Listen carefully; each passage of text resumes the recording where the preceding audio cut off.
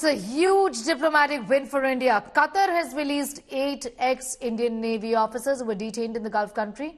The Ministry of External Affairs, in a statement, welcomed the development, hailing the decision by the Emir of the state to enable the release and homecoming of these nationals. The 8 Indian Navy officials who were detained in Qatar are Commander Purnendu Tiwari, Captain Navtej Singh Gill, Captain Birendra Kumar Verma, Captain Saurav Vashisht, Commander Amit Nagpal, Commander Suganakar Pakala, Commander Sanjeev Gupta and Sailor Ragesh. In December last year, a Qatari court reversed the death penalty of the 8th Indian ex-Navy officers who were arrested in the Al Dahra Global case. The death sentence was reduced to jail term.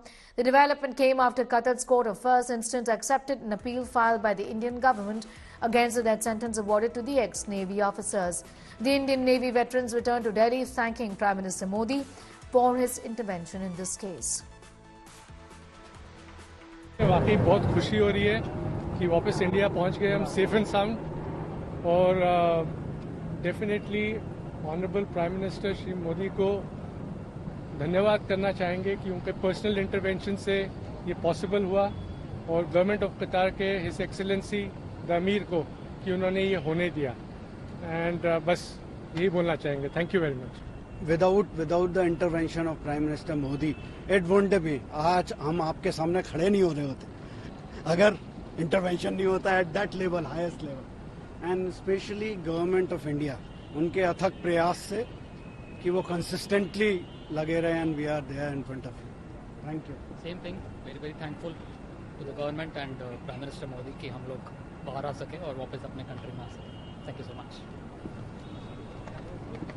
Thank you guys.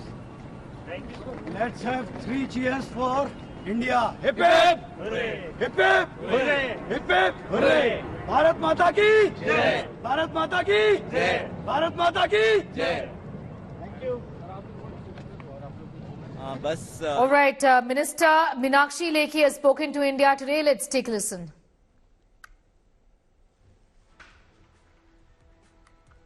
Qatar में जिन भारतीयों को सजा सुनाई गई थी उनकी सुरक्षित वतन वापसी हो गई और कहीं न कहीं इसे भारत की बड़ी कूटनीतिक जीत के तौर पर देखा जा रहा है. बधाई के पात्र तो आपका मंत्रालय भी, आप भी हैं.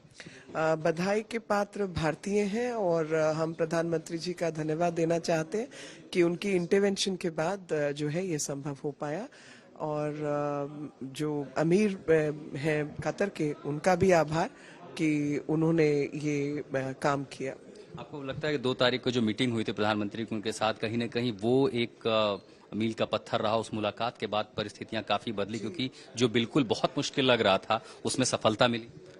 जी, इसीलिए मैंने सबसे पहले प्रधानमंत्री जी की इंटरवेंशन के लिए उनका आभार व्यक्त किया क्योंकि जो भारतीय थे उनके परिवार हम लोगों के टच में थे और सजा भी मुकर्रर हो चुकी थी. और प्रधानमंत्री जी के हस्तक्षेप के बाद जब उन्होंने अमीर से बात की तो ये संभव हुआ. तो प्रधानमंत्री जी का आभार और अमीर जो है कतर के, उनके प्रति भी धन्यवाद. कहाँ से बधाइयाँ मिल रही हैं आपको? बधाइयाँ से ज्यादा खुशी और उन परिवारजनों की तरफ से और संपूर्ण भारतवर्ष की तरफ से एक खुशी जो है वो सबके चेहरे पर, यहाँ तक कि आपके चेहरे पर दिखाई दे रही है.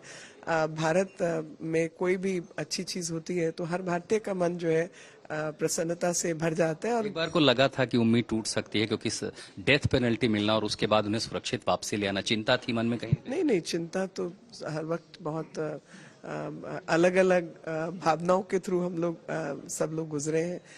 लेकिन प्रधानमंत्री जी के हस्तक्षेप के बाद थोड़ी उम्मीद बनी थी और जो हुआ वो तो सबकी बेहतरी के लिए ही है. कहीं न कहीं भारत की कूटनीतिक जीत से कम इसे नहीं देखा जा सकता. और जाहिर उन परिवारों के बारे में सोचिए कि जिन्होंने उम्मीदें खो दी थी, उनके आंगन में वो हंसते खेलते फिर से लौट आए हैं. दिल्ली से लोकेंद्र के साथ मैं आशुतोष मिश्रा.